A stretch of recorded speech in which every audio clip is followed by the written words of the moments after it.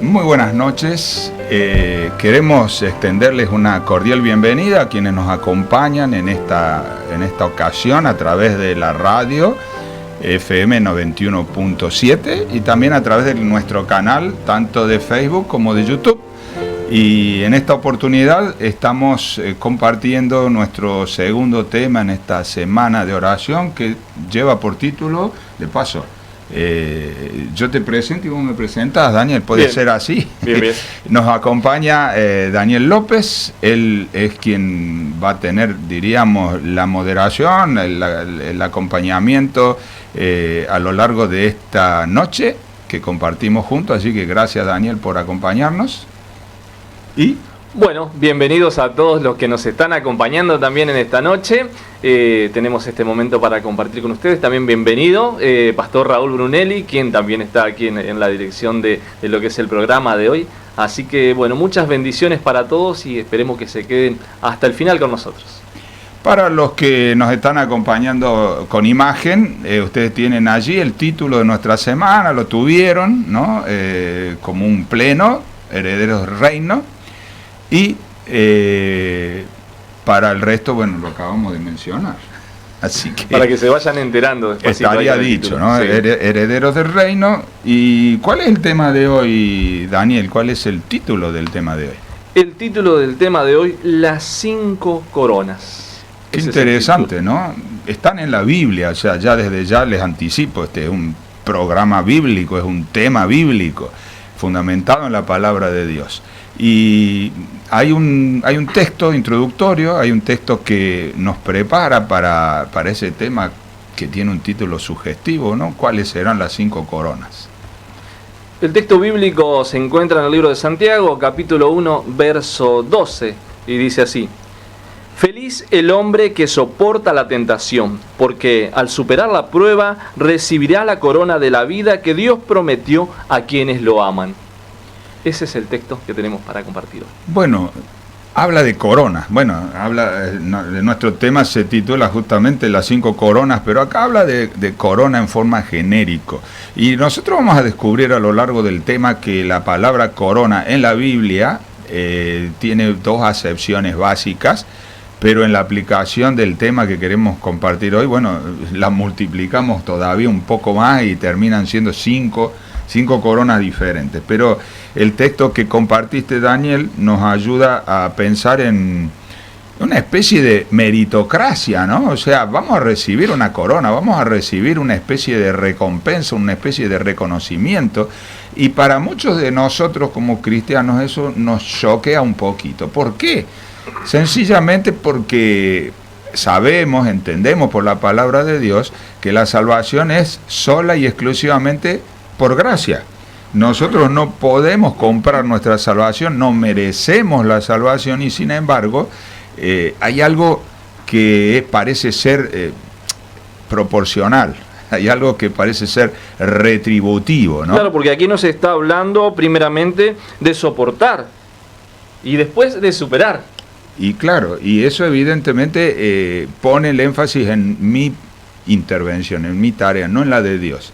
Y cuidado con esto, o sea, de ninguna manera vayan a pensar que nosotros o que quien les habla desluce o desautoriza la palabra en el sentido ese, ¿no? Pero vamos a extraer de la palabra de Dios algunos detalles interesantes. Lo que nosotros podríamos decir es que la palabra corona, que nosotros al hablar en nuestro idioma cotidiano, la palabra corona, en la Biblia tiene 2 distintas palabras que se terminan traduciendo de la misma manera, ¿no?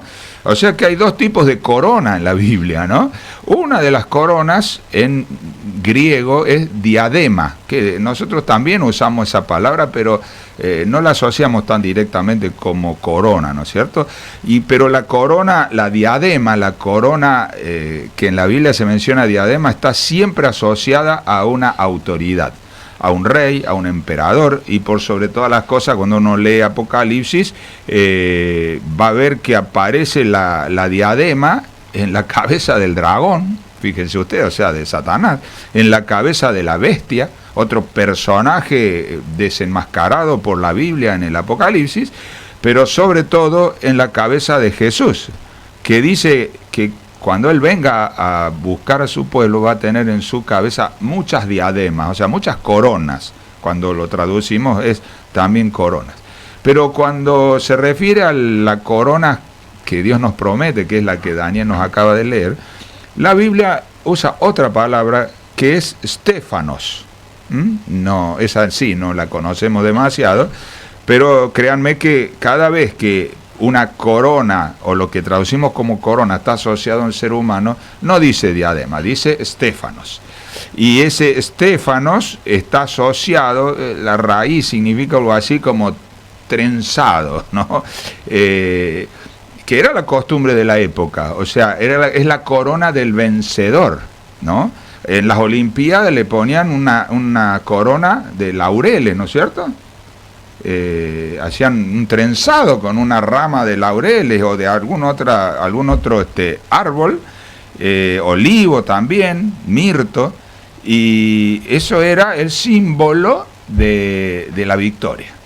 Era la corona, que en este caso era el Estéfanos, que se le ponía al vencedor. Entonces, cuando uno empieza a hilar más fino, vamos a encontrar que precisamente vamos a recibir como cristianos vencedores, ¿no? Que en el fin era el versículo que leyó Dani al principio, vamos a recibir una corona, pero en realidad parece que son 5. O que son 5 tipos de corona, ¿no? Así que vamos a empezar con la primera de Corintios 9, 24 y 25. Primera de Corintios 9, 24, 25, la corona incorruptible, dice. ¿No saben que los que corren en el estadio, todos a la verdad corren, pero uno solo se lleva el premio?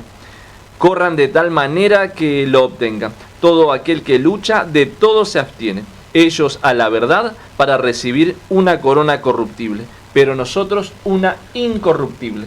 Bueno, claro que leíste en castellano, ¿no? Pero ahí la palabra corona siempre es Stéfanos, siempre es la corona que recibe el ser humano, la corona que recibe, pero más allá que el ser humano, el vencedor. Ahora, ¿qué calificativo tiene esta corona? Incorruptible, ¿no? La palabra incorruptible es algo que muy pocas veces nosotros podemos usar o aplicar en relación con nosotros.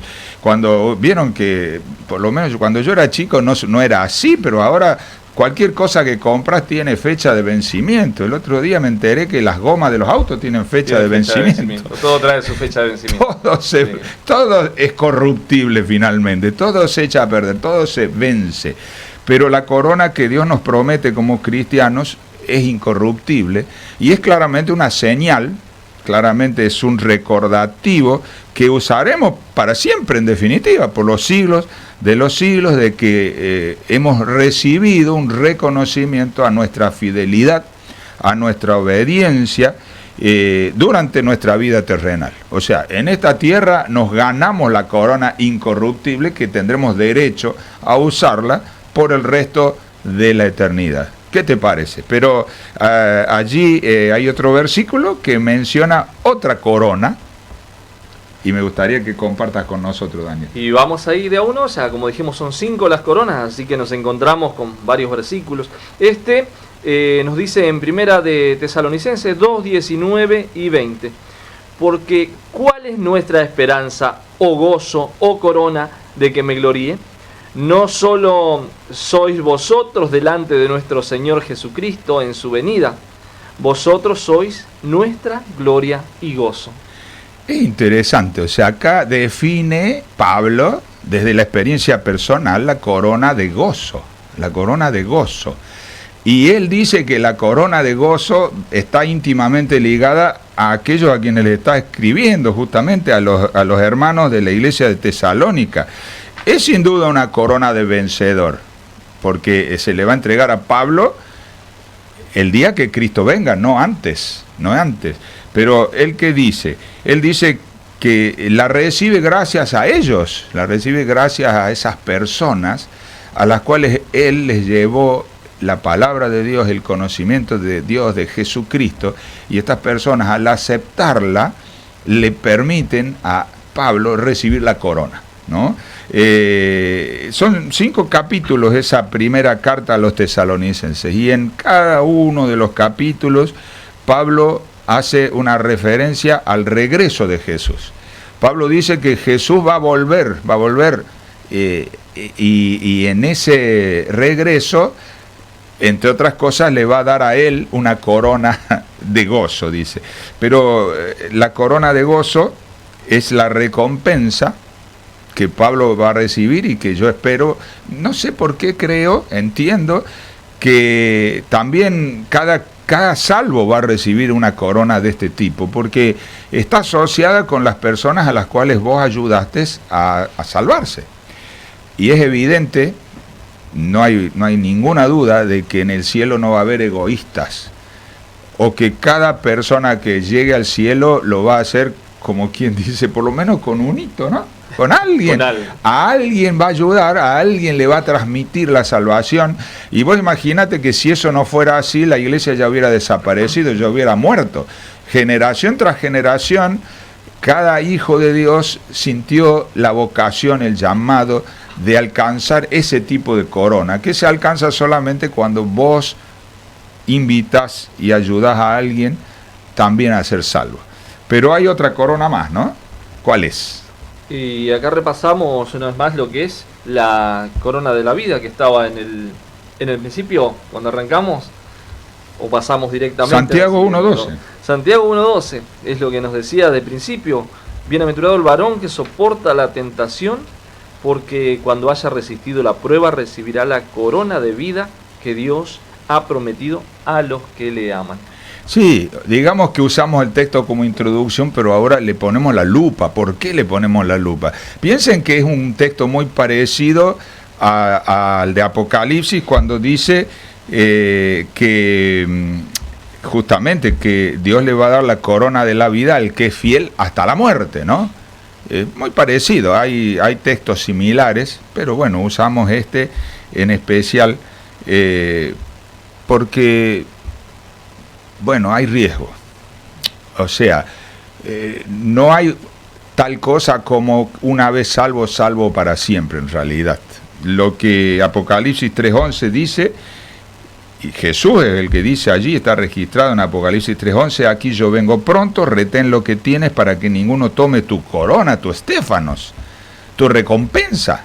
O sea, podés perderla, podés haber recibido la salvación, y Pablo lo dice en alguno de sus mensajes, él dice, no vaya a ser que yo, habiendo predicado a tantos, me pierda la vida eterna, me pierda la corona de la vida, ¿no? Porque esta corona es la corona de la vida eterna, o sea, es el reconocimiento a que vos consagraste en esta tierra, en esta vida, consagraste tu cuerpo, consagraste tu mente, consagraste tu espíritu para seguir al Señor hasta el final, hasta el fin. Y bueno, es cierto, el que pagó tu precio es Cristo, pero el que tiene que seguir a Cristo sos vos. O sea, Jesús pagó tu oportunidad, ¿sí? Así que vamos a la cuarta corona, Daniel. Así que según lo que veíamos entonces, tenemos la corona, tenemos la salvación, pero es un trabajo que nos dan para cuidar la salvación, de no perderlo. Y la corona que no la quite nadie. Y ese trabajo es nuestro, no es de Cristo. Ese es nuestro trabajo. Vamos a la corona de gloria, en primera de Pedro 5:4. Y cuando aparezca el príncipe de los pastores, vosotros recibiréis la corona incorruptible de gloria. Y ahí aclara Estéfanos. Es la misma palabra, o sea, esta corona la recibe el que acepta un llamado de Dios que vendría a ser un llamado al liderazgo, ¿no? O sea, claro, es Pedro el que le habla a los ancianos, pero por extensión, bueno, diríamos ancianos, pastores, líderes, ¿no? A los líderes. Pedro le habla a los líderes y le dice, miren, ustedes están recibiendo una encomienda del Señor que no tiene el propósito de ganar dinero, no tiene el propósito de que te respeten, de que te alaben, de que te reconozcan humanamente. Acuérdense que Jesús le dijo clarito a los discípulos, entre ustedes no es así, no es como en el mundo. El propósito del liderazgo cristiano es el servicio, y Dios dice que el príncipe de los pastores te va a dar al final una corona, también es incorruptible. Yo no sé si es 5 en 1, cómo será la corona, ¿no? Pero a mí me parece que cada uno de nosotros tenemos un nivel de liderazgo.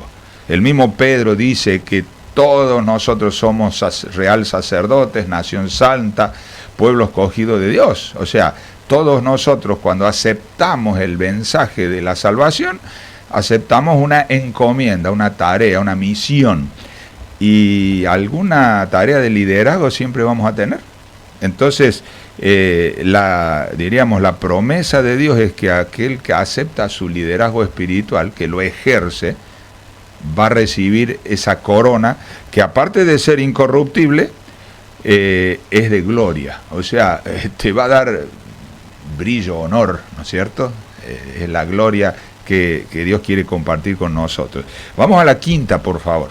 Pasamos a la quinta entonces, la corona de justicia. Está en 2 de Timoteo 4:8. Por lo demás me está guardada la corona de justicia, la cual me dará el Señor, juez justo, en aquel día. Y no solo a mí, sino también a todos los que aman su venida. Qué interesante, la corona, ¿no? De justicia. Esa corona de justicia, que repito, me parece que es la misma corona, solo que tiene componentes. En este caso menciona algo que no nos pertenece. La justicia no es humana, o sea, nosotros queremos a veces hacer bien las cosas, pero ser justos y amorosos al mismo tiempo. El que hizo eso fue Jesús, el único que pudo hacer esa obra equilibrada. Pero acá la justicia la conecta con el amor, pero un amor muy especial, muy definido, ¿no? El que ama la venida. No por nada nuestra iglesia tiene precisamente en su frente ese nombre, ¿no? Adventistas. Estamos esperando el advenimiento, la venida de Cristo. Y toda la Biblia hace esa promesa, Dios hace esa promesa, Jesús antes de irse la recuerda, diríamos que la remacha, podríamos decir, usar esa expresión, ¿no? Y dice, mire, ustedes quédense tranquilos, yo voy a prepararles lugar y voy a volver a buscarlos. Voy a volver a buscarlos, y cuando los busque los voy a llevar a ustedes que no son justos, les voy a conceder la posibilidad de estar, y hasta tiene connotaciones de que vamos a juzgar, dice la Biblia, junto con Cristo, vamos a tener atributos que solamente pertenecen a Dios. Pero cuidado, hay gente que no ama su venida, hay gente que se burla de la venida, y la Biblia dice que hay gente que no pasa nada, hace generaciones que se viene hablando de este asunto y todavía no sucede. Entonces, evidentemente, es importante amar la venida, no tener vergüenza, contarla, predicarla, ¿no es cierto? Y cuando nosotros leemos la Biblia, cuando leemos algunos de los textos que vamos a compartir así en ráfaga con Daniel, son textos que nos hablan de las cosas que Dios nos va a dar. O sea, la corona que tiene todos estos componentes que hemos mencionado, pero también hay una serie de bendiciones que en el Apocalipsis, cuando Jesús hace esa promesa a sus 7 iglesias, ¿no? Allí en el capítulo 2 y 3, y de ahí vamos a sacar estos textos, son precisamente 7 bendiciones o 7 promesas, que el número 7 en la Biblia significa algo completo, ¿no? Algo pleno, que va a ser nuestra vida en la eternidad, pero que va a tener también estos componentes. Así que vamos y vamos, Daniel. Vamos y vamos. Comenzamos entonces con el primero, en Apocalipsis 2:7. El vencedor comerá del árbol de la vida en el paraíso celestial de Dios. Apocalipsis 2:7. Bueno, un poquito más abajo allí en Apocalipsis 2 también, pero en el versículo 11 dice: el vencedor no sufrirá la segunda muerte. ¡Qué promesa! ¡Qué garantía! Porque vamos a vivir para siempre. Así es, según su promesa, así es. Vamos a mirar el 3 entonces. Dice: el vencedor comerá del maná escondido y recibirá un nombre nuevo escrito en una piedra blanca. También Apocalipsis 2, pero en el verso 17. Y a la cuarta iglesia, a la cuarta iglesia Dios le dice, Jesús le dice, el vencedor recibirá autoridad sobre las naciones. Apocalipsis 2:26. ¿Qué te parece? Y ahí ya es una gran promesa, ¿no? De lo que vamos a poder recibir, no solo la corona, sino autoridad. Ya creo que no, por ahí no lo esperamos y es lo que Él nos va a dar. Le va a dar al que venciere. El 5. Al vencedor no se le borrará el nombre del libro de la vida. En Apocalipsis 3:5. Bueno, imprescindible, ¿no? Porque el que no tiene su nombre en el libro de la vida no va a estar en la eternidad. Cuando vamos a una fiesta, hay una lista de invitados. Si no estás ahí, y no entras, lamentablemente fuera. No entras, no te conozco, dice Jesús. Bueno, el próximo texto menciona: el vencedor será una columna en el templo y recibirá un nombre nuevo. Apocalipsis capítulo 3, versículo 12. O sea, va a ser parte del edificio espiritual que es la iglesia, correcto, pero también con un nombre nuevo que va a significar la victoria sobre nuestras debilidades. O sea, ya estaremos no solamente invitados al cielo, estaremos aptos para el cielo. Y ahora viene lo mejor, creo que la mejor parte de todo lo que uno espera, ¿no? El vencedor se sentará en el trono de Cristo. Qué privilegio nos promete Apocalipsis 3:21, ¿sí? Dice, el vencedor se sentará en el trono de Cristo. Son cosas que son difíciles de imaginar incluso, ¿no? Pero son promesas de Dios. Y yo quiero recalcar algo que mencionamos hace algún momentito. Hay un riesgo, y es el riesgo de perder todo esto. Es evidente que vivimos en medio de un conflicto, de una lucha entre el bien y el mal, y en el entorno de esa lucha, el propósito del enemigo de nuestras almas, del enemigo de Dios, es que nosotros perdamos todas estas promesas, que perdamos la corona. Pablo lo reconocía, lo percibía, lo sentía y lo transmite a nosotros, nos transmite esa sensación de algo importante que tenemos que cuidar. Y repetimos el versículo, Apocalipsis 3:11, Daniel. Lo que compartíamos sí anteriormente. He aquí yo vengo pronto, retén lo que tienes para que ninguno tome tu corona. Apocalipsis 3:11. Y seguimos allí con este pedazo, esta porción de la Biblia que relata proféticamente. Jesús relata cómo sería la iglesia a lo largo del tiempo, a lo largo de la historia, Apocalipsis 2 y 3. Lo interesante es que a las 7 iglesias les hace Dios promesas, pero solamente a 5, y en algún otro tema de la semana vamos a tomar a alguna de esas 2 que no reciben reprimendas, pero a 5 de las iglesias les hace advertencia, les hace reprimenda, es decir, les advierte del riesgo que corremos de perder todas estas maravillas que Dios quiere para nosotros, que Jesús compró con su sangre, que recibimos por gracia, pero que nosotros somos los que tomamos la decisión de vivirla, de aceptarla. De vivirla va a ser plenamente en el futuro, pero fíjense, Apocalipsis 2:5, la primera advertencia dice: recuerda, por tanto, de dónde has caído, y arrepiéntete, y haz las primeras obras, pues si no, vendré pronto a ti, quitaré tu candelero de su lugar, si no te hubieres arrepentido. O sea, el arrepentimiento es básico para no perder. Y bueno, uno dice, cuando yo me entregué a Cristo me arrepentí de mis pecados. Y con eso sería suficiente si no hubieras pecado nunca más, si no hubiera pecado nunca más. Pero cada vez que pecamos, y eso suele suceder a diario, necesitamos pasar por el proceso del arrepentimiento para que Dios pueda restaurar o restablecer su relación con nosotros a través del perdón precisamente. Entonces, segunda advertencia, Daniel, allí está. Y la segunda advertencia también tiene un poco de lo mismo, pero dice: por tanto arrepiéntete, pues si no vendré a ti pronto y pelearé contra ellos con la espada de mi boca. Apocalipsis 2:16. Bueno, Evidentemente Jesús en su segunda venida no va a venir como un bebé indefenso, va a venir como Rey de Reyes, Señor de Señores, y esa ilustración, la espada de mi boca, o sea, la palabra de Dios es la espada del cristiano, pero también, y nos sirve para defendernos del enemigo y para incluso atacarlo al enemigo, me refiero al enemigo de las almas, ¿no? El enemigo espiritual. Enemigo espiritual, pero Jesús va a usar esa espada para cortar lo que no corresponde, ¿sí?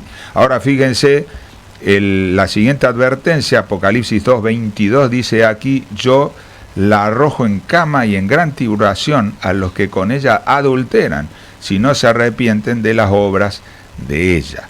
Obviamente el sentido figurado de Apocalipsis, al usar esta palabra adulterio, ¿no?, está hablando de adulterio espiritual. Ustedes saben que en el Apocalipsis menciona la palabra ramera o prostituta. Se está refiriendo a organizaciones, iglesias, que enseñan cosas contrarias a la palabra de Dios. Y si nosotros escuchamos, practicamos, vivimos esas enseñanzas contrarias a la palabra de Dios, estamos en adulterio. O sea, estamos engañando a nuestro Señor, engañando al esposo de la iglesia. Eso es una advertencia fuerte, ¿no? Hay un par más. Hay un par más. Seguimos con la próxima. Acuérdate pues de lo que has recibido y oído, y guárdalo, y arrepiéntete, pues si no velas vendré sobre ti como ladrón, y no sabrás a qué hora vendré sobre ti. Apocalipsis 3:3. Bueno, recuerden que, digamos, el orden de las iglesias era un orden cronológico, ¿no? Por lo tanto, es como que nos estamos acercando al evento definitorio de la historia de la humanidad, que es la venida de Cristo. Cuando Jesús venga, corremos el riesgo de que nos sorprenda. No porque Dios quiere sorprendernos, no porque Jesús quiere tomarnos en falta, sino porque nosotros no estamos preparándonos, no estamos esperándolo. Y el último punto, Apocalipsis 3:16, que es para la iglesia actual, dice: pero por cuanto eres tibio y no frío ni caliente, te vomitaré de mi boca. Es duro, porque Dios describe su iglesia como tibia. Una iglesia que no está con Él, que no está en contra de Él, y estamos hablando de su iglesia, no estamos hablando del que no cree en Cristo, del que no cree en Dios, estamos hablando de su iglesia. O sea, estamos hablando, si vos estás escuchando esto, quizás de tu persona y de la mía, ¿no? Como hijo de Dios, como líder dentro de la iglesia de Cristo también. La tibieza para Dios es vomitiva. Entonces, qué importante que nosotros escuchemos y aprovechemos esta advertencia. Pablo termina y nos enfocamos en esto como para cerrar, como para hacer un llamado a tu corazón, a tu mente. Termina refrescando los pilares de lo que es la salvación, de lo que es la vida. La salvación Dios la hace, podríamos decir, en 3 actos: el pasado, el presente y el futuro, porque el pecado está en nuestra vida, estuvo en nuestra vida y estará en nuestra vida hasta que, ¿no? Hasta que Dios produzca lo que tiene que producir. Así que el perdón de los pecados es la manera que Dios tiene de arreglar nuestro pasado y de recomponer nuestra relación con Dios. Qué maravilla poder sentir a Dios nuevamente como amigo. Qué maravilla poder sentir que nada nos separa y que nos podemos sentir a gusto con Él, porque no hay nada que ocultar. De paso, te llevo a esta reflexión. Nada podemos ocultar de Dios. Él conoce todo lo que hay en nuestra mente, en nuestro corazón, lo que hicimos a escondidas de las personas, también lo conoce. Sin embargo, nos ama y murió por vos y murió por mí. Así que aceptar esa provisión de Dios de perdonar nuestros pecados y entregarle nuestro pecado, nuestro pasado, para que Él lo perdone, eso es imprescindible para nuestra salvación. En cuanto al presente, necesitamos la fuerza de Dios, necesitamos la seguridad de que Él nos va a acompañar momento a momento. ¿Para qué? Para que las tentaciones no se conviertan en pecado.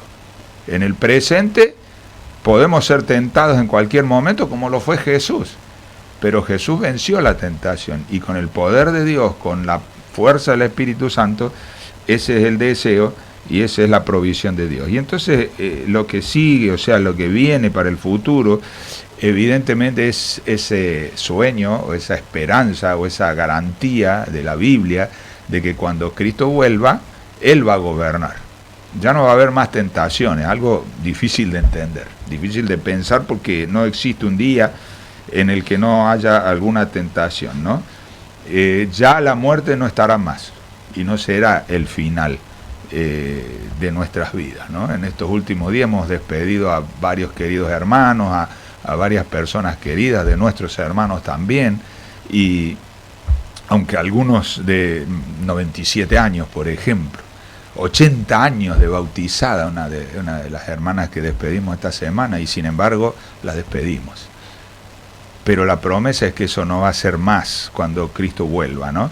Así que hoy te invito a tomar esta decisión, la de entregarle tu vida a Cristo, que es una vida de pecado, pero Él va a tomar tus pecados pasados y los va a perdonar. Él va a tomar las luchas del presente, las tentaciones, y te va a dar la fuerza para vencer. Y te garantiza que en el futuro Él va a eliminar la presencia del pecado de tu vida y de nuestra vida, ¿no? De todo el mundo, de todo el universo en definitiva. Así que yo quiero estar, y quiero que vos también nos acompañes a compartir con Dios la eternidad. Y la eternidad empieza cuando tomas la decisión. Ojalá sea en este momento. Que Dios te bendiga.